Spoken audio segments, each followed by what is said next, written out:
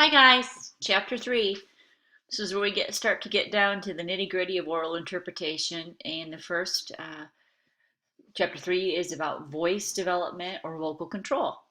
And a little extra that wasn't in your book, the quote at the top of your notes say, since Roman times, this is our ancient connection or our old connection, teachers have been developing different approaches for building performances out of literary text.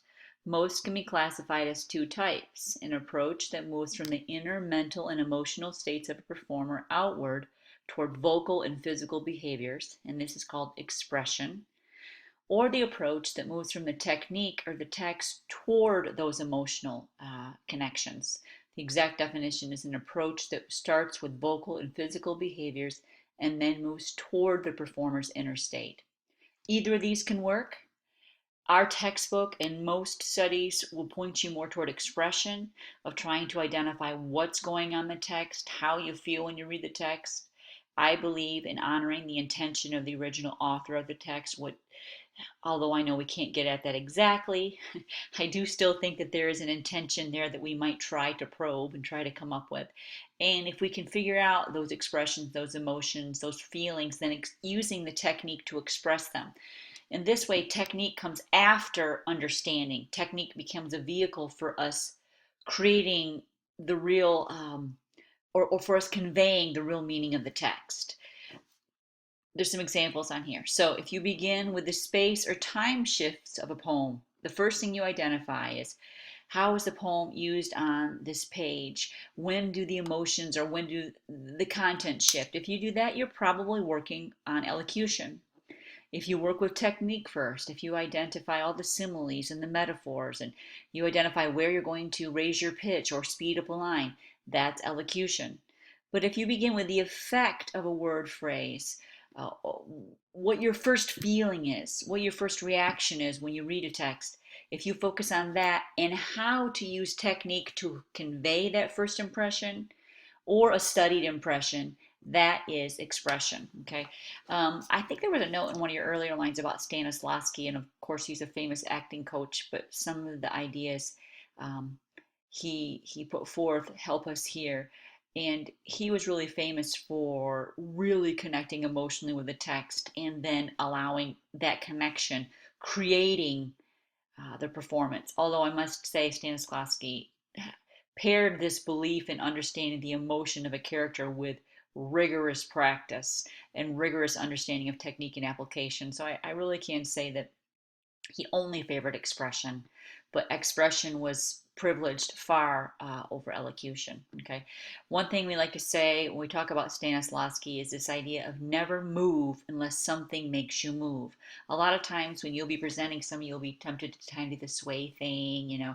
Before you know it, you're moving one foot in and out just because it's kind of harkens back to some of our instincts when giving a speech that we need to pan a room, we need to occasionally move. But if you're really going to follow this idea of expression, don't move unless something makes you move. Every gesture, every body movement should be in line with the character of your text, with what you've identified as the locus of the speaker of your poem. If you gesticulate, it shouldn't just be to create some kind of banal interest, just a way to generate interest. It should in some way align or be consistent with the character or the speaker of your text. Okay. Um, some simple techniques there about keeping yourself from falling over. I have seen nerves get the best of one or two students over the years, but not too much. You've probably all seen like videos of weddings where people started passing out or something like that. And generally, the main problem is locking your knees. So just don't lock your knees, okay? Don't sway, but don't lock your knees. Um, this little exercise I had you do, and of course I couldn't be present with you to see if you did it or not, but what I wanted you to see in each line, there's a different word emphasized. And sometimes it's hard to make the lines sound different, but what I wanted to demonstrate in this exercise is where you, the performer, interpret and decide that the emphasis should be placed really does shape meaning. Because if you're just given this sentence, he's giving this present to Lisa. That's the sentence that the text provides for you. You, as an interpreter, can look at those very simple words and pick the one that you want to most emphasize. Let's just try a few of these. He's giving this present to Lisa. He's giving this present to Lisa. And that one kind of highlights he's giving it, he's not charging for it. Okay. He's giving this present to Lisa. And by emphasizing this, it's distinguishing this present among some other ones. Okay. He's giving this present to Lisa. What we want to say with that? He's giving this present to Lisa. I guess it would be emphasizing that it's a present and not something that's owed. He's giving this present to Lisa, and this is really drawing this out. Okay, he's giving this present to Lisa. It's going to her. He's giving this present to Lisa. You could throw a interrogative tone there, like a question to it. Although I don't know if that would be consistent with the sentence. He's giving this present to Lisa. That'd be better. So you're emphasizing that he's giving this present to this specific person, as if maybe people were wondering who is it going to go to, and you're saying to Lisa. Okay. That's a very simple sentence and maybe doesn't draw out exactly what you can do with wordplay, but it does help us to see that where you place the emphasis is the decision of the interpreter. This is how you become a creative participant in this art. You're not just reciting somebody else's text without adding your own interpretation to it. This is why oral interpretation is art, because we get to decide where the emphasis goes. Couple things here, some key terms. These are techniques that you'll be applying: rate, volume, projection, speech flow, whisper, pitch, uptalk. Uptalk, I talked about in one of the last videos, can be where you raise the pitch of your voice at the beginning of each line. Rather than purposely, you allow line length or line placement to dictate the pitch of your voice rather than meaning or rather than content. Range, duration, the duration of a word. You draw out a sound. You clip it. Is it staccato and moving ahead very quickly? Are you hitting the consonants? Is it punctuated? Stress, emphasis, diction, articulation, dialect. Your text cautions you against using too many dialects, perhaps unless you are very good at a dialect or an accent. It can almost come across as if you're parroting. I mean to say that you're creating a parody of a certain population if you're not good with dialect or accent. I am not very good with very many accents, so I choose pieces that don't have dialects, or if I do, I read them in my own voice. And with the thinking there is that the overall message can be communicated perhaps without some kind of accent. A nasal sound, you can be nasally. It can communicate more than being from the north or talking like me, because I know I'm nasally from Michigan. Hoarse, orotund, or vocalizations. These are all terms that are either in your textbook or you can look up. Forcing a swift exhalation can be effective. So that's forcing out our air. Practice how to use your breath. In fact, if pieces or moments in your passage require you to read very quickly, you should probably plan where you're going to breathe, because running out of air will decrease your volume. Okay, and then we won't be able to understand what we're supposed to be hearing, or won't be able to pick it up. You can savor a word, which I just talked about a little bit, and I like to see that at some point in the performance there's a word that you're emphasizing more than others, that you're drawing this word out because there's something about it you want to emphasize. Keep in mind that the letters of the word matter. Some sounds, your tongue will hit the roof of your mouth, like things like that, and so those sounds are stopped. They're called end-stopped sounds. Some of them are plosive, and you can't, the air won't continue to go through your mouth. They're not continuants, like shh, These sounds you can draw out more easily. This is something to look at when you're performing or when you're doing your written analysis as well, because the sounds help to convey tone and mood. I mean, continuant soft sounds tend to be more soothing, and then the harsh sounds tend to be a lot of times more active or part of a negative picture. Okay, it might not work in your poem, but I once read this study of versification or prosody dealing with the sounds that are in poetry, and because our language has a lot of Germanic roots, a lot of times the words with those end-stopped sounds have a negative connotation. So sometimes you'll see that manifest in your written analysis, and sometimes not. It has to be there every time, but it's something to be mindful of as you're looking at how the words are helping to shape the tone and meaning of your text.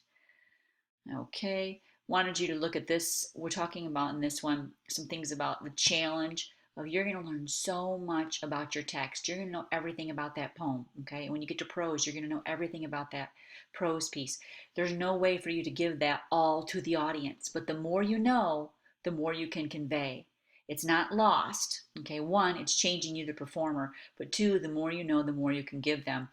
Kind of a disheartening statistic, both for oral performance and for teachers, is that we process as little as 50% of what we hear. One other statistic I read said that the average like 12-year-old tunes out every 20 seconds when you're talking. So basically people are hearing patches of silence when you talk for long periods of time. So how do we tackle this? Okay, so it's through emphasis, variety, and one thing to be leery of is if you've chosen a poem that has a repeated phrase. This one says, "It is the movement that incites the form," and "it is the movement" is repeated for every single line. In poetry, repeated lines are very common, but what can be the tendency in oral performance is to throw away that repeat. Instead of finding something different about it, something nuancical, each time I say "it is the movement," I want that to be intentional. Don't throw it away. Pull the audience in with each time. It is the movement that incites the form. It is the movement that delights the form. It is the movement that delays the form. Okay, I'm playing here. But with each one of "it is the movement," you want to find that nuance. So you keep your listener engaged. Because if you're going to throw away the way that those words are said, if you're not going to play with them, then your audience is going to tune out in that part. Okay. Keep in mind that your face has to work with your voice. Okay, these things have to work together. The voice has the power to completely undermine the denotative meaning of a word, and the voice has the power to completely undermine your facial expressions. Okay, they have to align. And I'll always have a very sweet, happy student who will deliver a very somber, grave passage, and they'll smile the whole time because they just can't. They're like, yesterday, the whole village was killed, and they're smiling. That the voice has to match the face. What your text is saying here is, if you say something, the denotative connotation of the word "great" is positive, right? But you could completely undermine that meaning by saying, "Well, that's just great."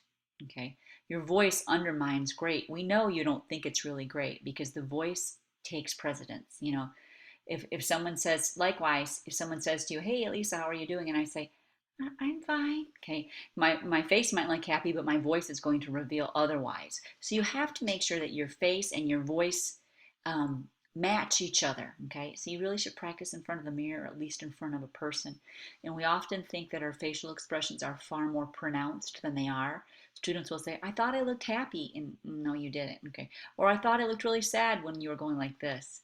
So if you pick something, you might try to pick a poem that fits with your personality so that you can have a more easy marriage of your natural inclinations with the piece, the content of the piece this first time. Um, Finally, okay, think about your pauses. Everybody always thinks their pauses are longer than they are, but pausing is one of your most powerful tools. You don't want to allow the punctuation or the line length to dictate where you place your pauses. Pauses, the best ones, are based on content and where you want to emphasize. And this is, again, something you want to try in advance because you're going to think your pauses are very long when actually they're like this. And, it was a very serious day. Okay, people think that the pause in between serious and serious was like 3 seconds. It's not. When you watch your own performances, you'll realize that you overestimate the duration of a pause. So that's something to practice. You don't want to go too long, but you want to have the. I always like to think of this, that you want your audience to be hanging on that pause with you, just waiting. What is the next thing she's going to say? So you want them to be hanging on that pause with you. It's a moment for the audience to jump in and go, "Yes." Okay, so all right, there you go. We will see you for chapter 4.